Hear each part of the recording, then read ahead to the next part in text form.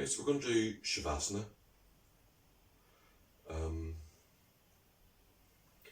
If you get a niggle in your back, it's just basically lying out straight, it's corpse pose.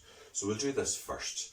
I'll teach you a couple of adaptations to use for different sort of problems and settling into it, and then we'll do a sort of whatever 10-minute Shavasana.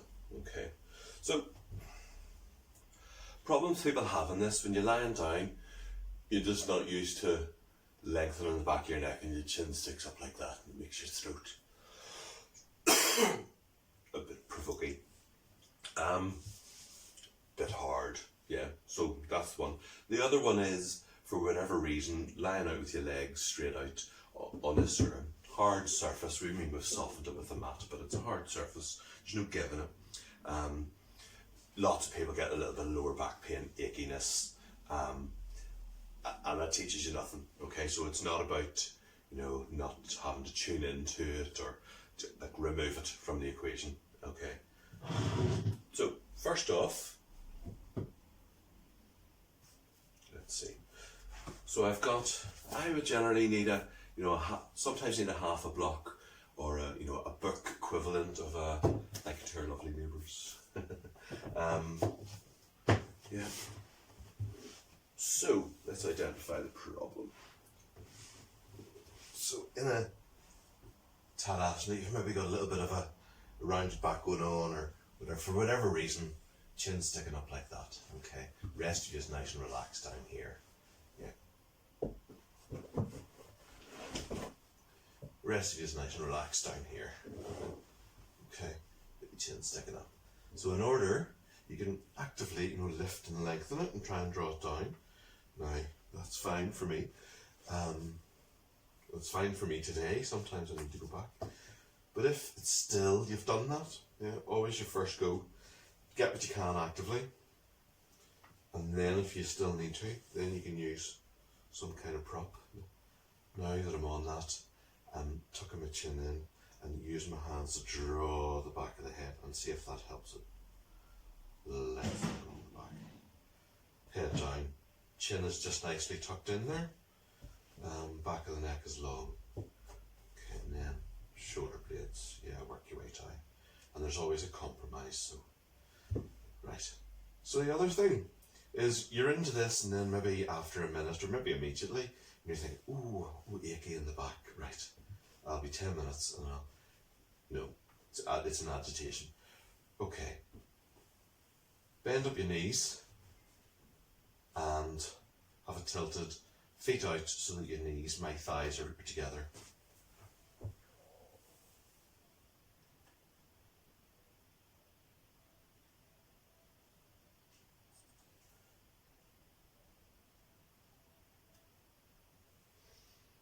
Okay. So you bend up your knees. This is the classic sort of easy way out.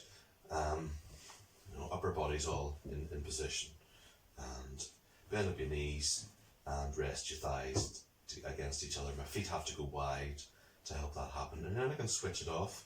But it's better than living with the niggle. Okay, but your joints aren't getting the right information. Your hips don't normally do that. Your feet are out, but it's all a bit. Your brain's going, what's going on, rather than what you're asking of it. Okay. The other way to do is to bring in a chair, and then you put up one foot, and you maybe get 90-90, you put up the other. Yeah, so you just bring in length into your lower back. That's really, all of the solutions are like that. So that's legs on a chair. Yeah.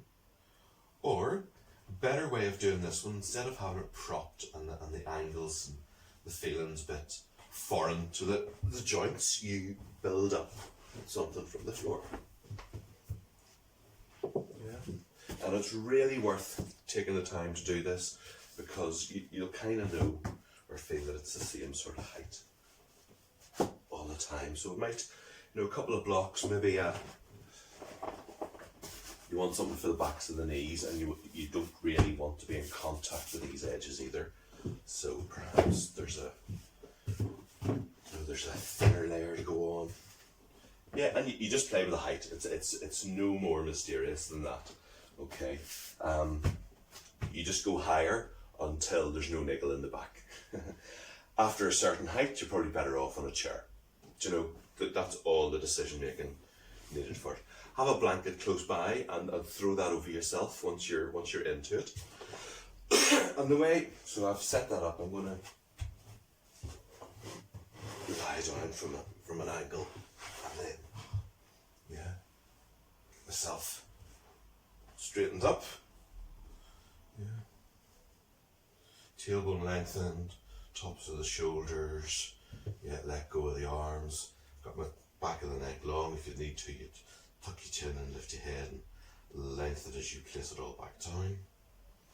You can't overdo these things, so find that Goldilocks zone. Backs and the knees are supported. I'm not feeling that anywhere else on the legs.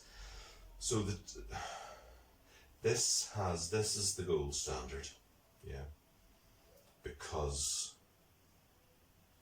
I've got just the height I need. I'm fully supported, your hips are supported, backs to the knees, heels, so the legs feel, I can switch off, yeah. Like my body, my brain has the trust of it, my body has the trust of it. I've got things that I can exhale and soften into as you kind of melt to the floor. No, can switch tummy off. Yeah. And then you'd continue on in your own Shavasana like this. And coming out, just need to remember that you've got, either the block in for the head or this, but you'd come out and roll to one side and come up in the normal fashion. Over hip, top hip over bottom hip, top shoulder over. Yeah, look down, hand down, push up, other hand. Yeah, you're right. So, for a neck problem, for a lower back problem, any other niggles, any other issues, if I was in that and it was so high that my feet were off the floor, I wouldn't leave them hanging. I would also have them supported. And there's a difference between propped up and sort of lengthened down too. Yeah. I'll leave that with you. Okay.